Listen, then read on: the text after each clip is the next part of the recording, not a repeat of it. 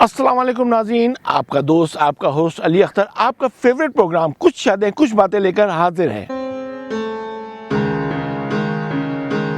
जी नाज़रीन, मुझे बहुत खुशी है कि आपने मेरे चैनल को देखा, पसंद करा, यानी अली अख्तर गोल्ड चैनल को आपने देखा, पसंद करा और उसके प्रोग्राम्स को आपने लाइक करा और अच्छे से कमेंट्स दिए। मुझे आपकी मोहब्बत बहुत ज़्यादा अजीज है, क्योंकि यही मोहब्बत मुझे आगे लेकर और प्रोग्राम करने पर राज़ी करेगी, आमद करेगी। लेकिन मैं आपसे सिर्फ एक बात यही कहता हूँ कि आप मुझे अपने मशवरे दें, कुछ और लोगों के बारे में बताएं, मैं किसका इंटरव्यू करूं या किसके बारे में मैं ज़्यादा वजाहत बयान करूं। मुझे सिर्फ आपकी मोहब्बत चाहिए, आपका प्यार चाहिए।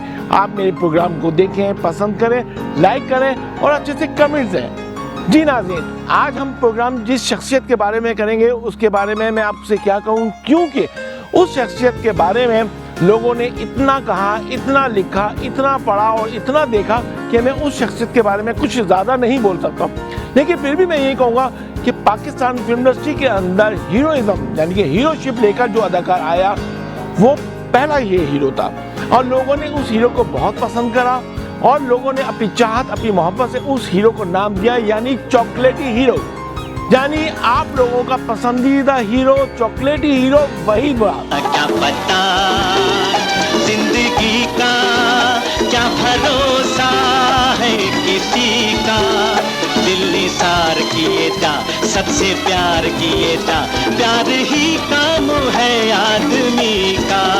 तो जी वहीद वहाब के बारे में मैं कहने से पहले यही कहूँगा कि फिल्म इंडस्ट्री में, पाकिस्तान फिल्म इंडस्ट्री में और भी हीरोज थे, संतोष थे, दर्पण थे, सुधीर थे, लेकिन हीरोइज्म या हीरोशिप लेकर सिर्फ ये अदाकार आया और ये एक पढ़ा लिखा, दुबला पतला, फास्ट, नौजवान, एनर्जिक, बहुत एनर्जी थी इसमें। और ये लेके जब फिल्म इंडस्ट्री के अंदर आया तो लोगों ने कहा पाकिस्तान का ये हीरो है। फिर आहिस्ता आहिस्ता इसने सुपर स्टार का खिताब हासिल करा और उसके बाद इसकी फिल्में एक से बढ़कर एक हिट होती चली गई। तो जी नाज़रीन, अब हम वहीद वहाब के बारे में कुछ ज़रा सी जो कंफर्म बातें हैं वो हम डिस्कस करेंगे। उसके बाद हम रिवायती बातों से हट के कुछ और बातें करेंगे। यानी कि पहली बात तो ये है कि 1959 में वहीद वहाब ने एक एंट्री दी अल हामिद की फिल्म साथी से। उस फिल्म में वहीद वहाब ने ऐसे काम कर लिया होगा, उस फिल्म को हम इतना काउंट नहीं करते, लेकिन खैर एंट्री दी तो हम वहीद वहाब की पहली फिल्म तो कहेंगे, ठीक है। उसके बाद एहसन यूसुफ की पहली फिल्म आई 1962 में औलाद के अंदर वहीद वहाब ने एक बहुत अच्छा रोल करा, नई सुल्ताना के बेटे का रोल करा और उन्होंने बहुत खूबी से किया और यही फिल्म उनके लिए फिल्मी कैरियर में इजाफा करती चली गई और उसके बाद उनको फिल्में मिलती रहीं। लेकिन इन फिल्मों को हम जिक्र करने से पहले थोड़ा सा हम वहीद वहाब की बायोग्राफी के बारे में हम जिक्र करेंगे कि वहीद वहाब 1938 अक्टूबर को पैदा हुए और उसके बाद उनकी तालीम हुई मैरिक लॉको स्कूल में। उसके बाद उन्होंने कॉलेज से भी तालीम हासिल करी फिर, लेकिन सबसे बड़ी बात ये थी कि उन्होंने कराची यूनिवर्सिटी से एमए इंग्लिश किया। मतलब उस ज़माने में एमए इंग्लिश मामूली चीज़ नहीं था, लेकिन वहीद वहाब साहब जाहिर है कि उनका घराना पढ़ा लिखा था और अंग्रेज़ी अदब में एमए करना एक बड़ी बात थी। खैर बहरहाल वहीद वहाब साहब ने अंग्रेज़ी में एमए करने के बाद फिर उनका रुझान थोड़ा फिल्म की तरफ हुआ। फिल्म तो उनकी घर की खेती थी, यानी उनके वालिद निसार मुराद साहब तकसीम कार थे और वहीद वहाब साहब तकसीम कार के उनकी शामिल होना या फिल्म इंडस्ट्री में शामिल होना उनके लिए कोई बड़ी बात नहीं थी। वहीद वहाब का इरादा था कि फिल्में वो प्रोड्यूस करें और अच्छे प्रोड्यूसर बने, इसलिए उन्होंने इंसान बदलता है और जब से देखा है तो मैं जैसी फिल्में प्रोड्यूस करी और इन्हीं फिल्मों के दौरान वहीद वहाब को एहसास नहीं हुआ, बल्कि लोगों ने उनको एहसास दिलाया कि आप तो खुद एक हीरो हैं और अपनी फिल्मों में खुद हीरो आ सकते हैं। वहीद वहाब साहब ने कहा मैं क्यों आऊँ हीरो, मुझे तो फिल्में अच्छी बनाने का शौक़ है, मैं अच्छी फिल्में आवाम को दूंगा। लेकिन उनके साथ जो हीरोइन थी ज़ेबा, उन्होंने भी कहा नहीं वहीद साहब आप तो पूरे हीरो हैं और आपको फिल्मों में आना चाहिए। तो वहीद वहाब साहब ने कहा नहीं मैं फिल्में काम नहीं करूँगा, मैं फिल्म साज ही रहूँगा। खैर बहरहाल दर्पण साहब का रवैया थोड़ा ऐसा था कि वो आते थे सेट पे, देर से आते थे और फिर ज़रा सी थोड़ी सी रंजिशें होती चली गई। फिर वहीद वहाब साहब ने हिम्मत करी और फिल्मों में उन्होंने कहा मैं अब फिल्मों में आऊँगा। फिर उस तरह से वहीद साहब ने फिल्मों में एंट्री दी। तेरे प्यार में हम तेरे प्यार में हम अब होश में आना मुश्किल है।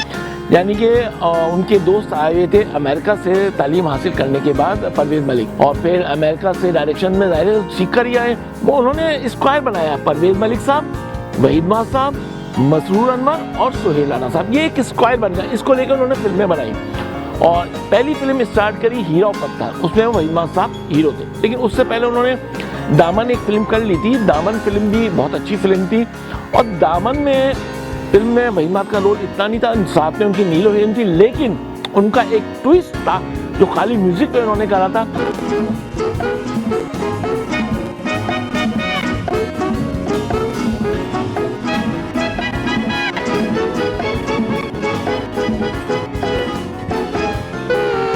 और ये ट्विस्ट करना हर एक के बस की बात नहीं था, क्योंकि ये एक इंग्लिश स्टाइल ट्विस्ट था और जाहिर है कि वो बाहर उनका लंदन आना जाना रहा और वो लंदन से सीखकर ये ट्विस्ट आए थे। जब लोगों ने स्क्रीन पे देखा कि ये हीरो तो भाई एक बड़ा खूबसूरत सा डांस पेश कर रहा है, तो आप यकीन करें कि स्क्रीन एक बहुत खुशगवार सी लगी, बहुत खूबसूरत सी लगी।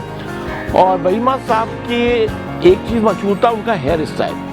इस फिल्म इंडस्ट्री में या हम अपने पड़ोसी मुल्क की फिल्म इंडस्ट्री में भी अगर हेयर स्टाइल की बात करें तो हेयर स्टाइल सिर्फ 2-3 लोगों के मशहूर हैं, दिलीप साहब, अमिताभ और वहीद। और वहीद साहब का स्टाइल बालों का बहुत लोगों ने अपनाया, बल्कि जो सिलोन थे वहाँ कहते थे वहीद मुराद कट बाल बना दे। खैर बहरहाल ये स्टाइल लेकर आए, ड्रेसिंग उनकी थी, पढ़ा लिखा बंदा, दुबले पतले थे और एनर्जी बहुत थी काम करने की और फास्ट, एक हीरो जो लगता है हीरो, वो हीरो बनकर इंडस्ट्री पे राज करा उन्होंने। तुमसे क्या खबर, जानी क्या दिल पे असर कर गई, एक अता तुम्हें क्या पता, चुपके से दिल में घर कर गई। और जब पहली फिल्म हीरो पत्थर आई तो हीरो पत्थर में उनका रोल था एक गधा गाड़ी चलाने वाले का।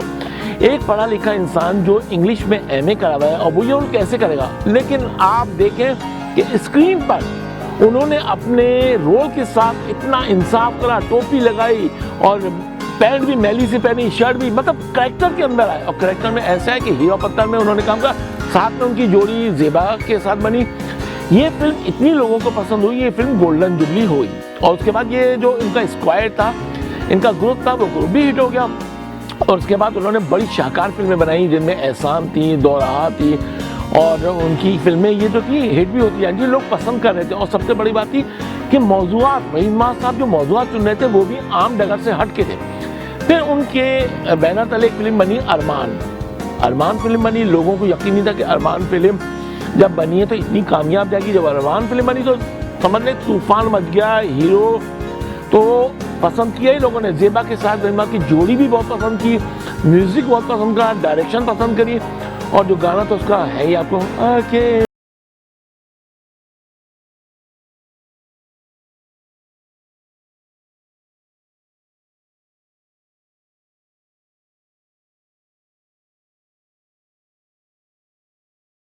पहचान बना नौजवानों में, हर एक स्ट्रीट सॉन्ग बना।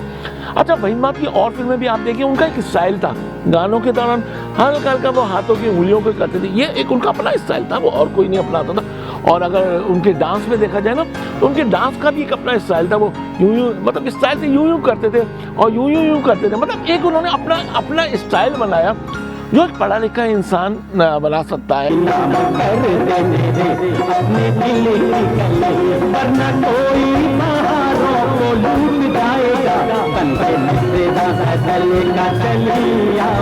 या मतलब जिसकी ऑब्जर्वेशन जरा ज्यादा फास्ट हो, वसी हो, तो वो ही अपने स्टाइल बनाता है। खैर अरमान हिट हुई और बहुत कामयाब हुई और बिजनेस के लिहाज से भी ये फिल्म बहुत अच्छी गई और पाकिस्तान की पहली उर्दू प्लैटिनम जुबली फिल्म होने का इसने खिताब हासिल करा। अब आपको ये पता है कि जहाँ फिल्म हिट होती है और जहाँ पैसे की भी बात आती है तो वहाँ ग्रुप में कुछ रंजिशें पैदा हो जाती हैं। इस फिल्म की कामयाबी से जाहिर है कि और लोगों ने भी किसी न किसी को फरगलाया होगा और लोगों ने पैसों की डिमांड करी वहीद साहब से कि हमें बोनस दिया जाए, ये किया जाए। लेकिन अब आप ये बताएं, वहीद साहब ने बिल्कुल सही बात कही कि फिल्म कामयाब भाई मेरे जिम्मे थी। खुदा न खास्ता अगर ये फिल्म नाकाम जाती तो इसका जिम्मा क्या होता, उसकी जिम्मेदार भी मैं ही होता। तो आप ये बताएं कि कामयाबी नाकामी जब सब कुछ मेरे जिम्मे है तो आप इसकी बात ना करें बोनस की, आप सिर्फ ये बात करें कि फिल्म कामयाब हुई, आपको पैसे मिले, आपको पेमेंट मिले, सही। लेकिन ये बात क्या की, कुछ आगे चली, कुछ और बड़ी, फिर फिल्म बनी दौराहा से इस ग्रुप के अंदर कुछ रंजिशें पैदा हुई और आहिस्ता आहिस्ता लोग कुछ अलग हुए। और फिर परवेज मलिक साहब ने फिल्म बनाई दुश्मन, वो वहीद और परवेज मलिक साहब की लास्ट फिल्म थी कंबाइन। उसके बाद उन्होंने वहीद को नहीं लिया या वहीद साहब ने उनके साथ काम नहीं करा, हम कुछ नहीं कहेंगे, लेकिन वहीद साहब का ये बड़ापन था। और ये बहुत मैं क्लियर कर सकता हूँ कि कोई शख्स अगर किसी को पहला चांस देता है तो इंसान उसका एहसान मानना चाहिए, इंसान उस बंदे को कभी ना भूले जिसने उसको इतना आगे तक पहुंचाया। खैर हमारा लोगों का कहना था परवेज मलिक साहब वहीद माँ से अलग हो गए, उन्होंने अलग फिल्में बनाई, फिल्में उनकी कामयाब भी गई, हम नहीं कहते, लेकिन वहीद साहब को भी उनको लेना चाहिए था। बात फिल्में तो ऐसी थी जो रोल ही वहीद साहब के थे। मसलन अगर हम बात करें मेरे हमसफर की, वो रोल वहीद साहब के लिए था, उसके अलावा मेरा ख्याल तो कोई कर ही नहीं सकता था। फिर अगर हम बात करें मेहमान फिल्म में भी वहीद साहब को उन्होंने राहत काज़मी के अंदर इन्वॉल्व करा, लेकिन अच्छे गए, लेकिन वहीद साहब थे। खैर उधर से परवेज मलिक और वहीद साहब का रिश्ता या उनका दोस्ती का रिश्ता या कहना चाहिए काम का सिलसिला वो टूट गया। दुश्मन के बाद खत्म हुई दोस्ती का, काम का। उसके बाद ज़ेबा के साथ उनकी जोड़ी बनती रही।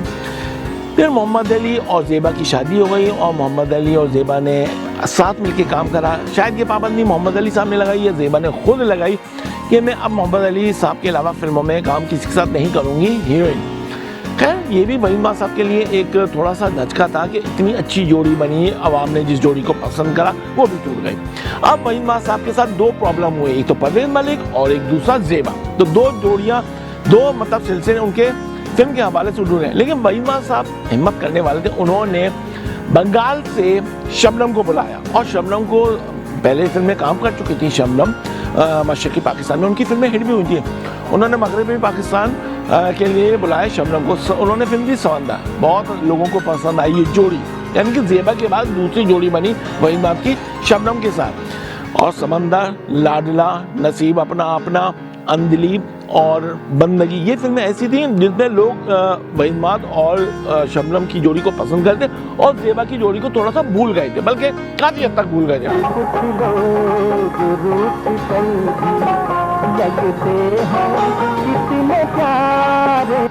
देखिए यहाँ भी वही बात नहीं है बात कि जब शबनम और वहीद की जोड़ी हिट होने गई तो लोगों के दिलों में हसद आता है कि भाई ये जोड़ी क्यों हिट हो रही है। ज़ेबा के साथ भी हिट थी, शबनम के साथ हिट जा रही है। फिर आहिस्ता आहिस्ता ये हुआ कि बंदगी शबनम और वहीद की आखिरी फिल्म साबित हुई और ये जोड़ी फिर टूट गई। अब वहीद साहब को फिर एक धचका लगा कि भाई मतलब एक तो जोड़ी उन ज़ेबा के साथ टूटी, भी शबनम के साथ भी, और शबनम के साथ भी जाहिर है कि उन्होंने उनको बुलाया था, काम दिया था। अब न जाने इसके पीछे कौन इन्वॉल्व होगा, हम उसका जिक्र नहीं करेंगे, लेकिन ये जोड़ी टूट गई। फिर वहीद साहब ने हिम्मत करी और आगे फिल्में करी उन्होंने अपनी जोड़ी और हीरोइंस के साथ बनाई। आलिया के साथ बनी मस्ताना माई, बड़ी हिट गई। उसके बाद फिर उन्होंने मुमताज़ के साथ बनाई मोहब्बत ज़िंदगी है, अपने हुए पढ़ाए, और भी फिल्में जब जब फूल खिले, और मतलब और फिल्में भी उनकी वहीद साहब के साथ आती है मुमताज़ और वहीद की। फिर आसिया के साथ उन्होंने वादा में काम करा, प्यारी प्यार में काम करा, तुम सलामत रहो में काम करा। मतलब वो अपनी जोड़ियाँ बनाते रहे। अब कोई जोड़ी फिक्स नहीं हो रही थी वहीद साहब की, लेकिन मुख्तलिफ हीरोइंस के साथ उनकी जोड़ियाँ बनती चली जा रही थी। अब ये जोड़ियाँ बनी, लेकिन वहीद साहब ये था मतलब उनको जाहिर है कि एहसास तो हो ही रहा था कि भाई ये जोड़ी मेरी टूट गई। हालांकि अगर देखा जाए निगार अवार्ड के हवाले से उनको अरमान में अवार्ड मिला बेस्ट फिल्म साज का, फिर उनको अवार्ड मिला हीरा और पत्थर में बेस्ट हीरो का, मस्ताना माही में उनको अवार्ड मिला, और इस तरह से मतलब उनको अवार्ड्स भी, निगार अवार्ड भी मिल रहे थे, लोग पसंद भी कर रहे थे। अंधलीब, हाँ मेन चीज़ अंधलीब में उनको अवार्ड मिला, जो शबनम और वहीद की जोड़ी गैर मामूली बनी थी और उसके गाने भी एक से बढ़कर हिट हुए थे। एक गाना तो मैं गुनगुनाऊंगा, मेरा दिल चाह रहा है। कुछ लोग रूठ कर भी लगते हैं इतने प्यारे कुछ लोग। अच्छा वहीद साहब के स्टाइल था गानों में भी, ये हाथ को मतलब खूबसूरती से हिलाना और डांस करना, और मतलब रोमांस का एक लगता था उनके चेहरे पे। रोमांस करना हर एक के बस की बात नहीं है, और रोमांटिक हीरो का खिताब लेना भी हर एक के बस की बात नहीं है। इसी रोमांस और इनकी एक्शंस को देखते हैं पड़ोसी मुल्क में जितेंद्र क्लियर कहते हैं कि मैं वहीद साहब से इंस्पायर हूँ, मैं वहीद साहब की फिल्मों को कॉपी भी करता हूँ, उनके स्टाइल को कॉपी करता हूँ, उनके बालों को, उनके डांस को।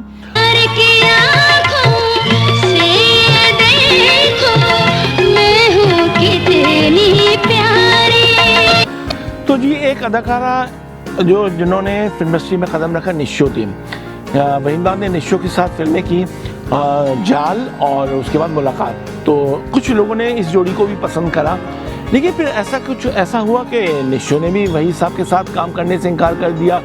या कुछ ऐसी लोगों ने हसद करके ये जोड़ी तोड़ दी। नहीं तोड़वाई क्या कह सकते हैं, यही कहेंगे कि ये जोड़ी भी टूट गई। खैर निशो इतनी कोई पॉपुलर नहीं थी उस ज़माने में, वही साहब ने हिम्मत नहीं हारी और फिल्में करते रहे। इस दौरान उनकी फिल्में हिट भी गईं, लोगों ने पसंद भी की, मतलब काफ़ी लोगों ने उनकी फिल्मों को पसंद भी किया। चेहरा है तेरा चांद बदन ताजमहल है।